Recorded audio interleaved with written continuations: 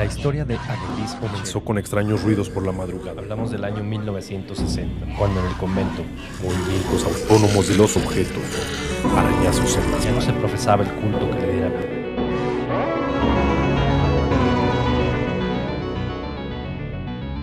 Hablemos de terror.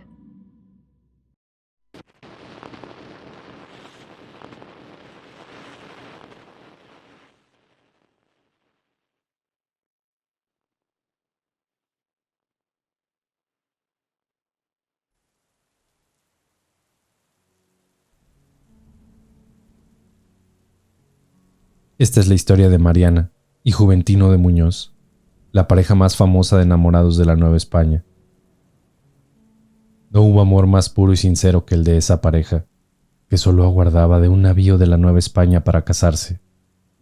Los padres de Juventino le enviarían a bordo una inmensa fortuna para poder pagar los esponsales. Pero una corriente perversa se oponía a la celebración del matrimonio. Don Pablo y don Jerónimo, tíos de Mariana, rechazaban el matrimonio porque ellos habían dilapidado los bienes y fortuna que le pertenecían a su sobrina. ¿Cuánto habremos tomado de la hacienda de Mariana? Es tanto que os abrumaría decirlo. ¿Y qué piensas hacer al respecto? Lo indicado, evitar la boda. Pero necesitaría ser el demonio para lograrlo. En un desesperado e inútil intento de reponer las pérdidas, los tíos probaron fortuna continuamente en el juego. Pero así como aumentaba el amor de Mariana día con día, asimismo sus tíos apostaban sumas más fuertes noche a noche. Pocos días después, Juventino llegó a casa de su amada y llamó ansiosamente a la puerta. Había terror en su rostro cuando Mariana le abrió. «Mariana, por favor, llama a tus tíos». Aunque temieron que habían sido descubiertos, en la mente de Jerónimo había algo más que temor, maldad y muerte. Si nos han descubierto, no me detendré ni ante un crimen. Habla por Dios, amado mío.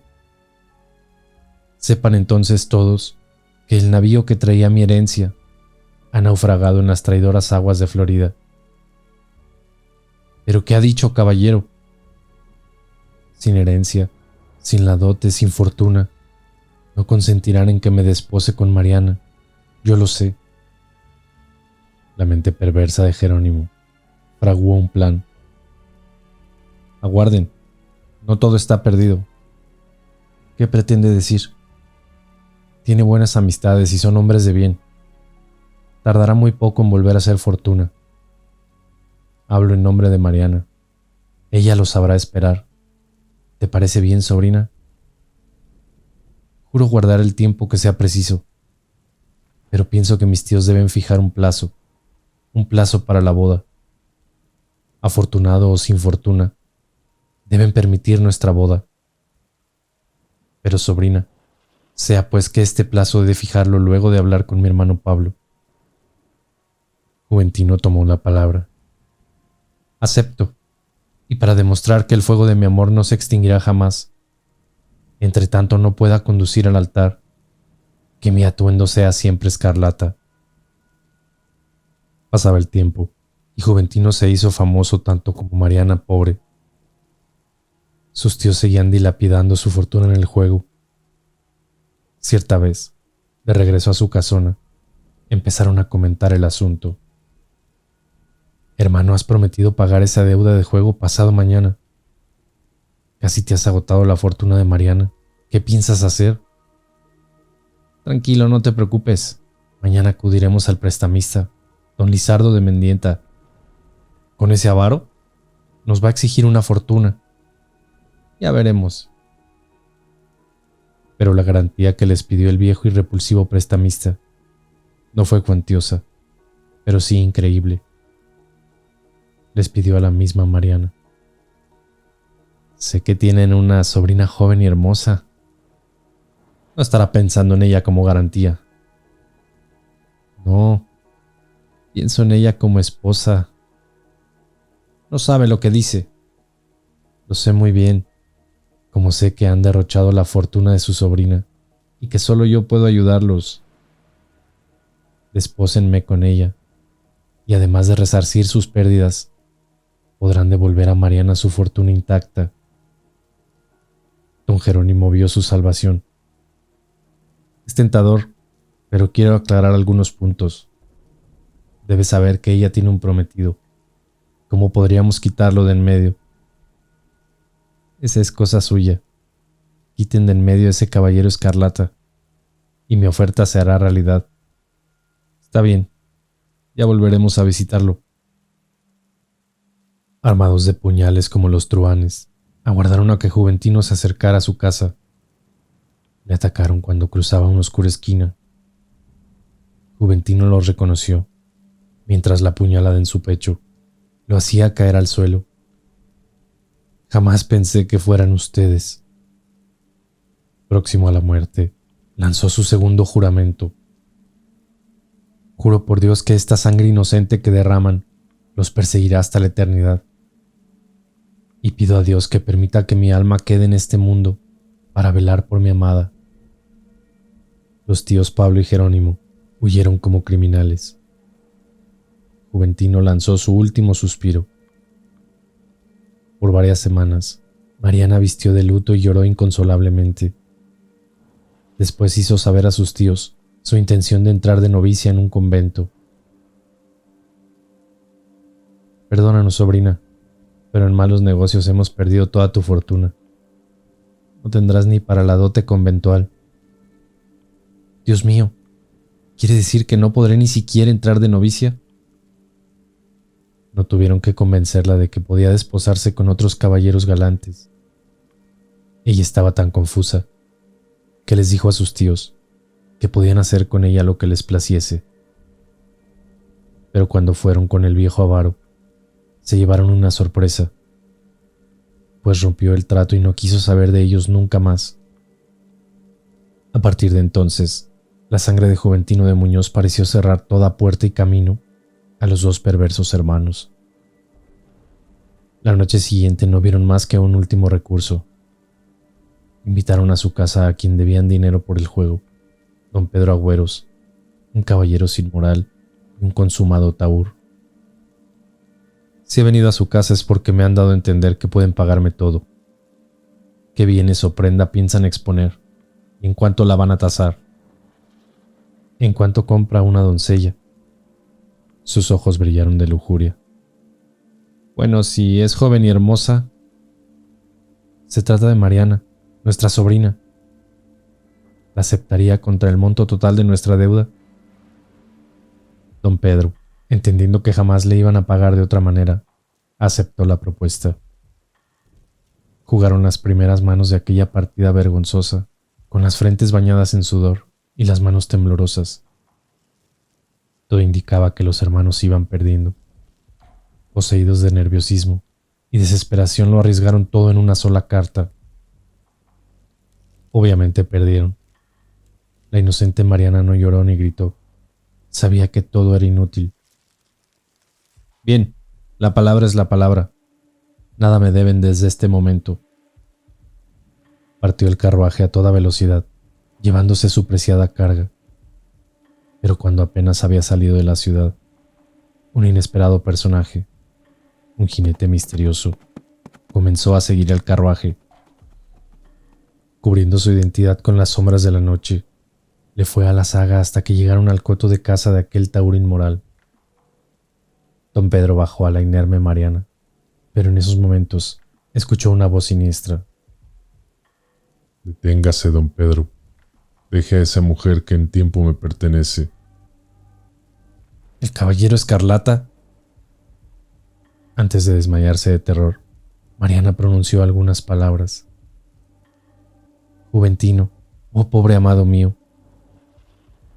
Don Pedro, aterrorizado ante aparición más espantosa, devolvió a Mariana a su carruaje. No se acerque, se lo suplico, no se acerque más. Dejaré a doña Mariana en el carruaje. Nada quiero con seres del otro mundo. Quedó el tahúr petrificado ahí, mientras el caballero escarlata subía al pescante para guiar a los caballos hacia la ciudad. y lo que había sido cosa de horas se realizó en segundos. El carruaje entró trepidando a la capital de la Nueva España. Su entrada causó pavor entre los noctívagos, que tuvieron la desgracia de ver su paso, acentuándose en aquellos que distinguían el puñal hundido en el pecho de la aparición. El caballero Escarlata devolvió sana y salva a doña Mariana, la dejó a las mismas puertas de su casa, y entonces habló el espectro. No me temas, Mariana, que Dios me ha dado permiso para protegerte en este mundo. Te ayudaré en cuanto momento difícil te encuentres. Ayúdame ahora. Haz que mis tíos me permitan entrar de novicia a un convento. Con el permiso de Dios, lograré que tu deseo sea cumplido. Cuando así sea, que Dios te conceda el eterno descanso. Los malvados tíos estaban jugando a los naipes cuando tales macabros acontecimientos sucedían. ¿Tienen con qué respaldar sus apuestas? Claro, la casa de la calle de San Andrés. Esa casa no es suya, sino propiedad de Mariana. Al mismo tiempo que los hermanos reconocieron la voz de Juventino, vieron frente a ellos al horrible espectro. Juventino de Muñoz, aléjate, aléjate de nosotros que estás muerto.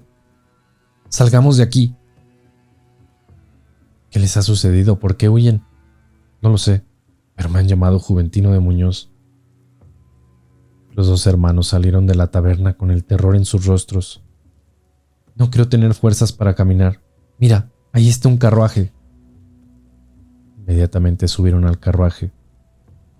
Por amor de Dios, cochero, lleve a casa a este par de ancianos cansados y asustados. Le pagaremos.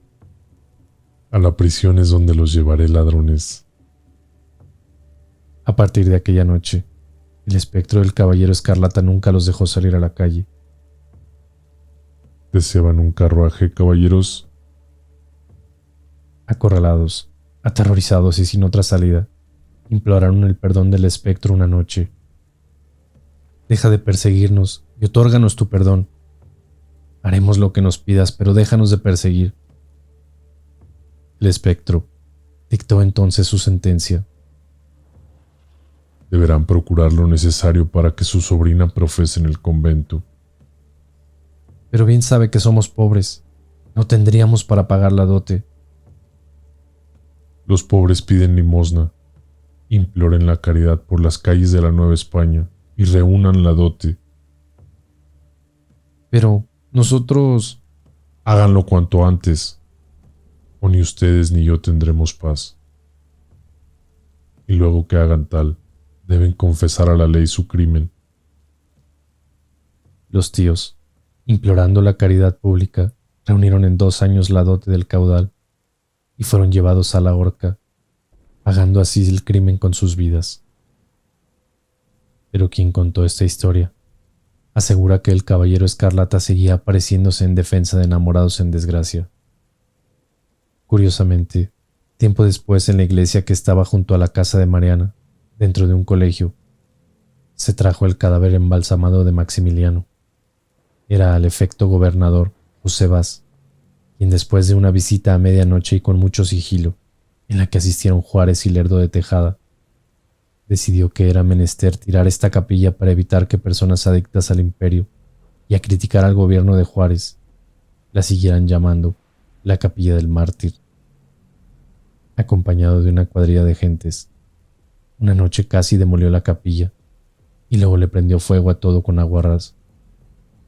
El incendio se propagó rápidamente y terminó también con la casa que ocupara Mariana de Añorbe. De la casona no queda nada, ni del colegio de jesuitas. Lo que quedó se demolió durante el gobierno de Porfirio Díaz para construir ahí la dirección de correos.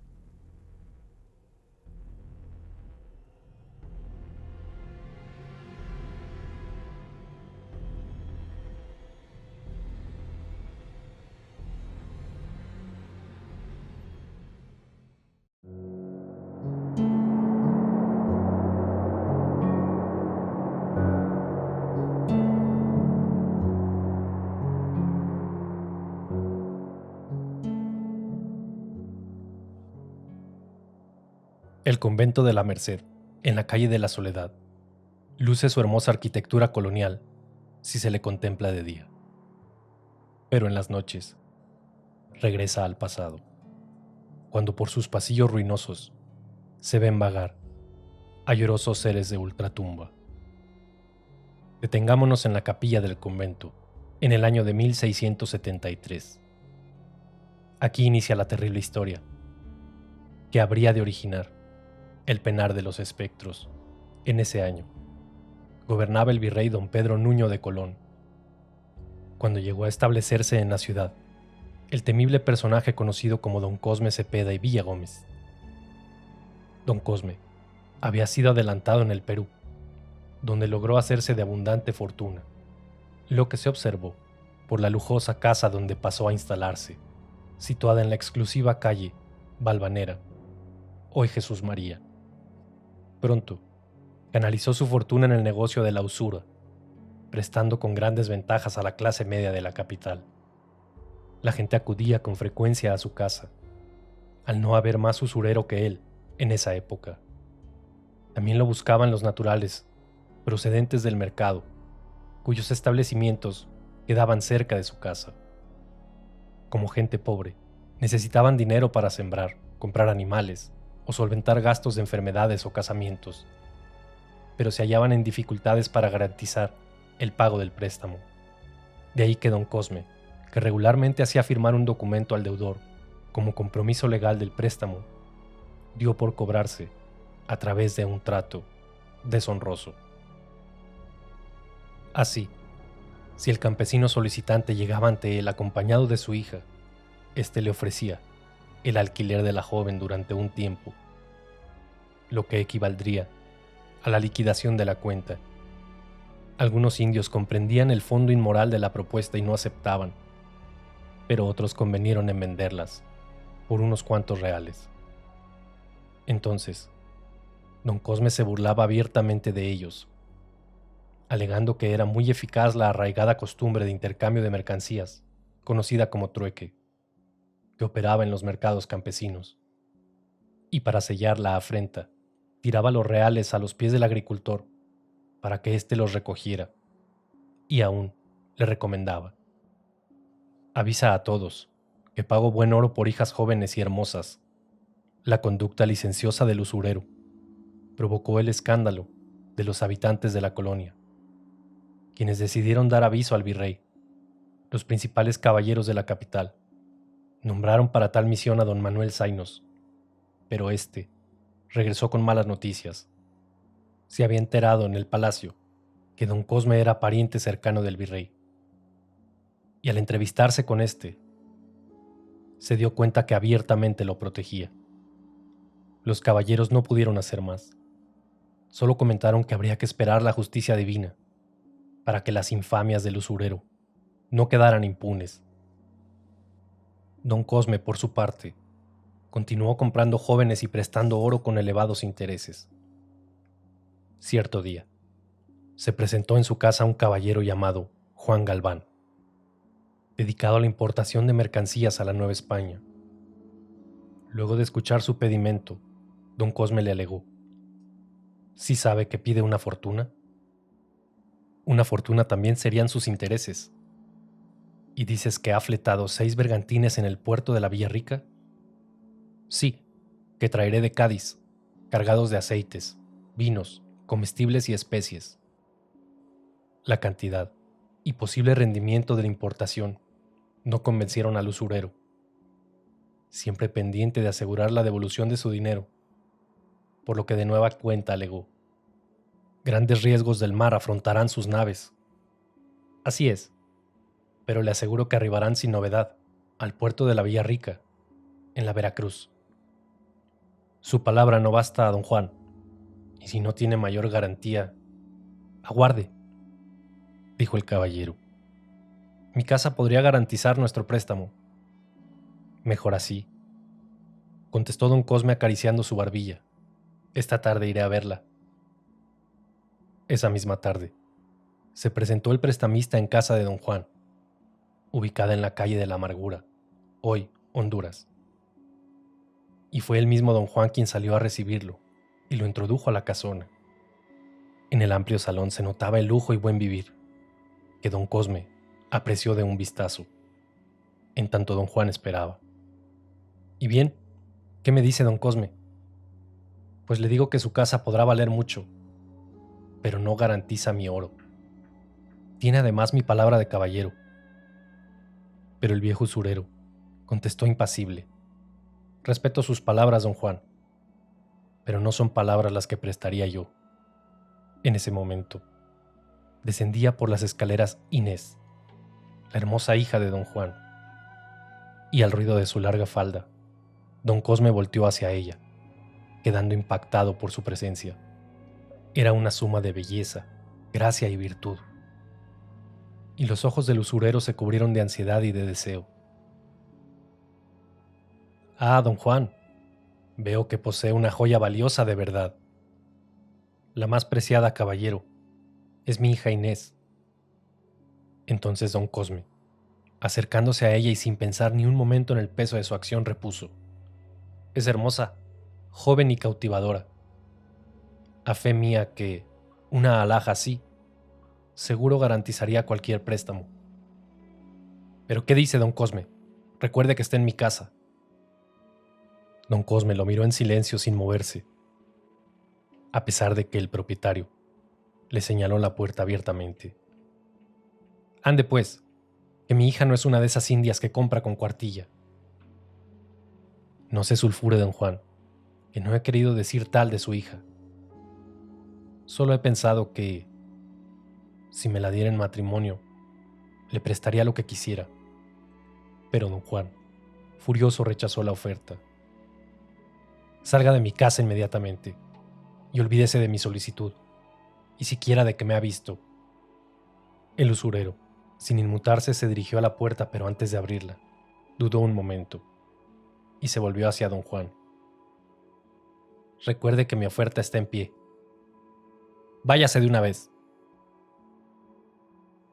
Los días transcurrieron lentos para don Juan, que desesperaba ante las noticias de que la tripulación ya estaba cobrando sueldo, y los barcos aguardaban en Veracruz, listos para zarpar hacia el Atlántico.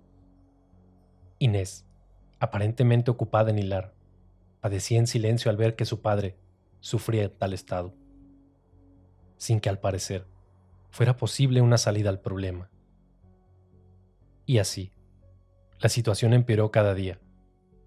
Don Juan perdía más y más dinero.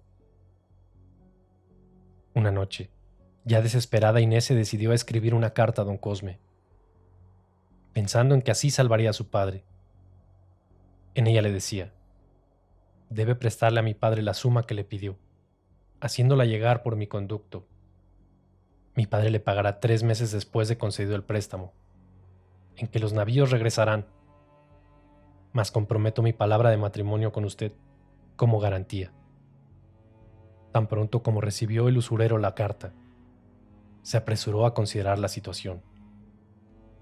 Era evidente que la joven desconocía los tiempos de navegación, ya que, pensó el hombre, los navíos no podrían ir y volver en el tiempo que ella señalaba. Entonces vino a su mente un plan siniestro. Se me ocurre que puedo casarme con esa niña y cobrar al mismo tiempo mi oro. Redactaré un documento que aluda al préstamo y a la promesa matrimonial, mas la fecha de vencimiento se pondrá a última hora. Tan pronto lleguen esos barcos a la Veracruz lo sabré, y será la hora de casarnos. Animado por su plan, escribió enseguida una nota de contestación a Inés, en la que la citaba en su casa al día siguiente para firmar el documento respectivo y hacer el juramento de honor.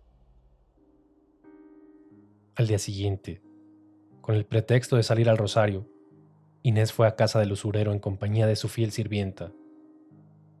Ante don Cosme, el astuto usurero le mostró un documento que había redactado. Firme este documento. En él consta el préstamo y su promesa matrimonial. La muchacha se dispuso a firmar. Casi iba a estamparla sin haber leído el documento por completo, cuando se detuvo para objetarle. Recuerde que solo procede mi palabra. si mi padre no puede pagarle el dinero en el plazo fijado. Así es, firma ya. Le apresuró el usurero, con los ojos brillantes por el placer de la ventaja. Luego de que hubo firmado el documento, don Cosme la condujo ante un crucifijo. Ahí, solemnemente le exigió: solo falta que jure ante este Cristo que se casará conmigo si su padre no paga a tiempo. Doña Inés, de rodillas ante la imagen, dijo las palabras que sellaron su compromiso, su destino. Juro, señor, casarme con don Cosme Cepeda, si mi padre no pagase su deuda. De no pagar mi padre, Señor misericordioso y justo, que sea tu voluntad, y celébrese mi matrimonio, pase lo que pase. Cuando llegaron a casa de su padre, y antes de entrar, Inés le entregó los sacos a la sirvienta, de acuerdo con el plan que ya había acordado con ésta. Penetró en la casona y se dirigió a su alcoba, con la seguridad de que su padre estaría en su despacho a esa hora. Al poco tiempo entró la sirvienta para ir en busca de don Juan. Estando en su despacho, la mujer le comunicó que un enviado le había dejado varios sacos con dinero, de parte de don Cosme. Incrédulo el importador, corrió a ver el caudal, colocado en un mueble del salón. Quiso saber qué mensaje le había dejado el prestamista, recordando que no era persona de fiar, a lo que la mujer contestó que el único mensaje era que habría de pagarle a su debido tiempo. En el amanecer del siguiente día, salió don Juan llevando el oro hasta el puerto de la Veracruz. Era urgente hacer zarpar los barcos hacia España, y efectuadas las diligencias, don Juan regresó feliz a su casa, en tanto que su hija Inés parecía triste y angustiada. El padre trató de animarla, al contarle que los bergantines ya habían zarpado, lo que con seguridad aseguraría la liquidación de la suma al prestamista. Mas cuando éste le dijo que acudiría esa misma noche a la casa del prestamista para firmar el documento relativo al préstamo, la joven se vio obligada a decir la verdad. No, padre, no es preciso que lo hagas. ¿Qué dices? Explícate. Perdóneme, señor, si vuestra pena y desesperación me indujo a cometer tan grande error. Tengo que decirle, he dado mi palabra de matrimonio a don Cosme como garantía del préstamo. Levántate, hija. ¿Por qué hiciste eso? Porque lo quiero y lo respeto, padre mío. Pero con solo saber que me casaré con él, si sus navíos no llegan dentro de 3 meses. ¿Dentro de 3 meses? Inés, por Dios, es imposible. El padre se mesó los cabellos con desesperación, mas luego se volvió hacia ella. ¿Y firmaste el documento? Sí, padre. A partir de ese momento, la angustia y la desesperación se apoderaron del padre y de la hija. Don Juan sabía que sus navíos no regresarían en ese tiempo, y no tenía otra manera de hacerse de fondos para pagarle al usurero. Entonces, para salvar a su hija de aquella boda, decidió enviarla a Puebla, acompañada de su sirvienta. Pero a pesar de saberla segura en Puebla, don Juan no deja de desesperarse a medida que transcurre el tiempo.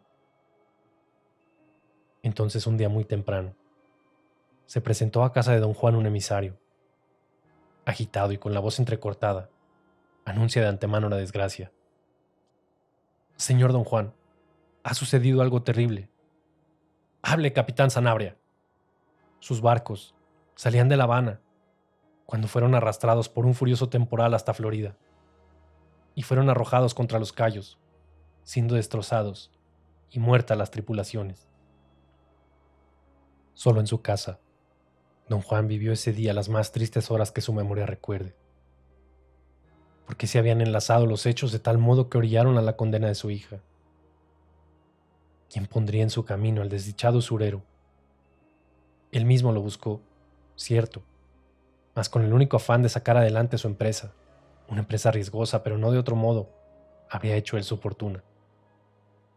Ahora le tocaba perder, mas no solo a él. Tras su pensamiento amargo, fustigado más con las copas de vino apuradas una tras otra, el hombre lloró, se dijo desesperado. No puedo dejar que mi hija se case con ese canalla, Antes la mataría. ¿Pero qué digo? ¿Matarla? No, yo soy quien debe morir. Muerto yo no podrá casarse mi hija. La idea le despejó la mente. Pasó el resto del día arreglando todos sus asuntos y en la noche despidió a los criados. Hacia la madrugada del día siguiente, de acuerdo con su plan, ató una soga gruesa de las vigas de la esquina de uno de los muros de su casa. Y cuando había asegurado el amarre de la soga y se la colocaba al cuello, escuchó la voz amorosa y dulce de su hija. «No, padre, aguarda». «¿Pero qué haces aquí? Se suponía que estabas en Puebla.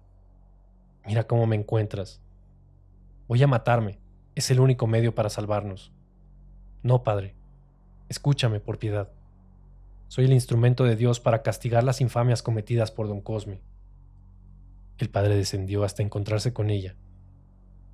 Intentó tocarla, pero la joven dio unos pasos atrás, como si rozara el suelo, pálida su cara y marchito su mirar. «Su deuda quedará saldada, y yo no seré su esposa. Explícate, Inés. Solo te pido que le digas que la boda ha de celebrarse en la fecha fijada, a las 12 de la noche, en la capilla del convento de la Merced. Pero, hija, dispón lo que he dicho, y aguarda la voluntad de Dios». Inés pareció desaparecer entre las sombras de la puerta, sin que don Juan pudiera alcanzarla pese a su prisa y sus gritos demandantes. Ya no la vio, ni escuchó nada, solo el lejano toque de la esquila del convento de la Concepción. Don Juan, extrañado, pensó que había sufrido una alucinación, pero terminó por creer que su hija había dejado realmente Puebla y ahora se hallaba en la iglesia. Con el transcurso de las horas, pensó que había regresado y se encontraba en sus habitaciones. En vano esperó su llegada. De pronto la sirvienta, que siempre atendía a la muchacha, entró a verlo. Se hallaba nerviosa, la barbilla le temblaba, e iba a hablarle, pero el señor le dijo: «Ah, Rufina, qué bueno que la veo. Dígame, ¿bajará ya Inés de su alcoba?». La mujer comenzó a llorar. Sin más le comunicó: «Señor amo, la niña Inés murió». «¿Muerta Inés? Pero si vino aquí, hacia el alba. Usted está equivocada». «Ay, señor, a esa misma hora murió. He viajado todo el día para darle la noticia». Don Juan lloró su tragedia, mas recordando las palabras de su hija, consultó al fraile, don Sebastián Hurtado, del convento de la Merced, acerca de la petición de la difunta. El padre le recomendó celebrar la boda, y no obstante las protestas de don Juan sobre el hecho de que su hija ya era muerta, el padre lo convenció, ofreciéndose él mismo para oficiar la ceremonia. Y llegó la fecha de la boda, cumplida con el vencimiento de los 3 meses estipulados por la fatalidad. Don Cosme, comunicado por un mensajero que le envió don Juan, había aceptado las condiciones de la novia, cuya extravagancia pasó por alto. A las 12 en punto, se detuvieron 2 carruajes al pie de la iglesia. De uno descendió don Cosme, vestido elegantemente para la ocasión, y del otro apareció don Juan, con aspecto desolado. Al adentrarse en el atrio, don Juan mira a la novia, una especie de bulto envuelto en un vestido y un velo blanco que le cubre el rostro, esperando en la entrada de la iglesia. El cuerpo de ese espíritu había sido enterrado por él apenas unos días antes, en la ciudad de Puebla. Y ahora su pecho se oprime por la pena de verla ahí, venida del más allá, para cumplir el compromiso. No acertó a decir nada. Solo se colocó a su lado. Le ofrece su brazo, en el que la novia se apoya. El padre siente el contacto frío, pero se arma de valor, y con ella entra en la capilla, silenciosa y lúgubre, donde solo sus pisadas y las del hombre de atrás resuenan. A poca distancia camina el novio. Pronto se hace a un lado del cortejo para adelantarse hacia el altar, donde ve colocarse a la novia. Un olor a ultratumba parece flotar en el ambiente. El padre, con tono sombrío, eleva las frases rituales que esposan a los contrayentes. Poco después el agiotista sale, nervioso, y feliz al lado de su esposa. Pero aún en ese momento, acordándose de su negocio, vuelve sus pasos hacia don Juan para recordarle discretamente al oído: ha cumplido la primera parte del convenio. Ahora solo falta que me pague el oro que le presté. Es caballero, don Juan, y ahora mi suegro. Sé que cumplirá. Nada, contestó el aludido. Solo ve cómo el fantasma de su hija se aleja con el miserable. En esos momentos, en que la noche gobierna por entero en la calle de la Soledad, se respira un aire pesado, frío y cálido a la vez, y un olor a tierra que acaba de ser mojada por la lluvia. Al pie del carruaje, cuando don Cosme toca a la novia para que ella arribe, siente que un aire helado invade su cuerpo, y ya adentro, el desasosiego lo cubre por entero. Suda sin saber por qué. No se atreve a mirar a la novia. Solo observa sus guantes blancos cruzarse sobre su vestido. Al fin, tratando de dominar su temor inexplicable, se dirige a ella. ¿Estás nerviosa, prenda amada? ¿Estás...? Estoy muerta, mira. Dijo al momento que se levantó el velo, dejando ver su rostro desencarnado. Pero como me hiciste jurar, vine a cumplir. El viejo usurero cuenta la leyenda que quiso lanzar un grito que se le quedó ahogado en la garganta. Más impulsado por el terror, corrió hacia don Juan y el fraile. ¡Está muerta! ¡Está muerta! Esa no es la bella Inés, sino una muerta, padre. Don Juan, estoy casado con una muerta.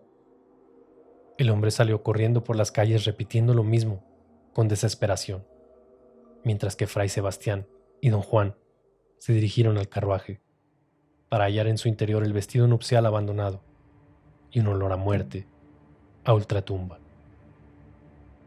Don Cosme Cepeda cayó gravemente enfermo y dejó el negocio de la usura, perdonó a sus deudores y llamó a los frailes mercedarios para que se hicieran cargo de su fortuna y la repartieran entre los pobres.